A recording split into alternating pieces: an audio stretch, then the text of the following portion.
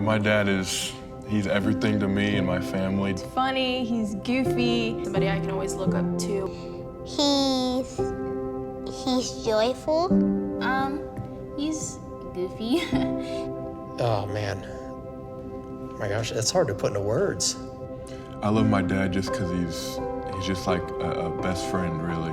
He's just such a great example of what my husband should be and who I should be looking for in a guy. When I was about 9 years old, my stepdad came into my life and he just immediately kind of like took me in his wing. Just really stood up to be that fatherly figure that I never really had in my life.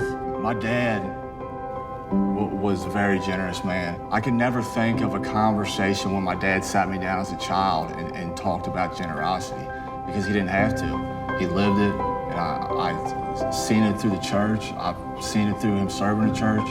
I've seen it through him serving other people. You know, there's so many things I could say about my father. He's meant so much to so many people. He was so caring and just always put me and my brother first, no matter what. Every day, I wish I got one more hug. But favorite memory right now would probably be my son's golf matches we go to. I don't know why I get choked up on that. No, so he was always at my baseball games, always at my swim meets, and now I get to see him like as a dad sitting next to him, just going to all these matches, and it's like, wow. I never knew to appreciate it that much, so. He passed away December 10th of cancer. My dad really was that spiritual leader in our house. You know, even when he was, we'd have prayer meetings. My dad and my grandma both were diagnosed with cancer. My dad would start the prayer. He would start the prayer and basically just talk about how good of a father that God is. And he's the one battling cancer. You know, so my dad's faith was not circumstantial. If there was one thing I could ask my dad on Father's Day, today I would ask him if he's proud of me. There was a lot of years after my dad died that, instead of turning to God, I turned to drugs and alcohol to cope with that emotional pain.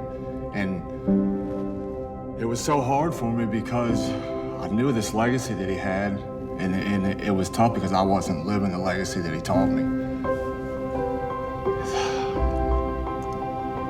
You just automatically feel like you failed. They're trying to somewhat tell my dad's legacy. It's just hard.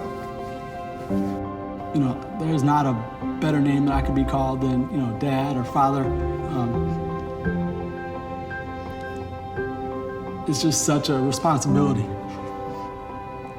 And I think just knowing the impact my dad made on me, I just try to just make, this much impact on my kids. How has things that your father did for you impacted the way that you father your children? I realized in life that a lot of the lessons that my dad taught me were a long time ago. But I don't even know the lesson yet. It's like this little seed that was planted that just, one day I learned it and I'm like, oh my gosh, yeah, that's so cool. You gave me the tools for that a long time ago. So. To finally start walking into that man of God like my dad taught me to be, finally start to live his legacy and fulfill his legacy and, be able to do that, with Christ centered in my life and family. If you could say anything to your dad right now on Father's Day, what would you say? It's one of those things that, sometimes you don't realize what you don't have until it's gone. We all knew what we had. Say thank you and I love you, because it's been a while since I got to say it to him, so. I'd say you're still my hero and you always will be. I love you, Dad.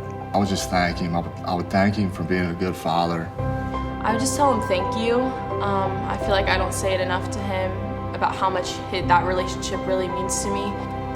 You're a hard worker. I love you. He's the nicest dad in the world.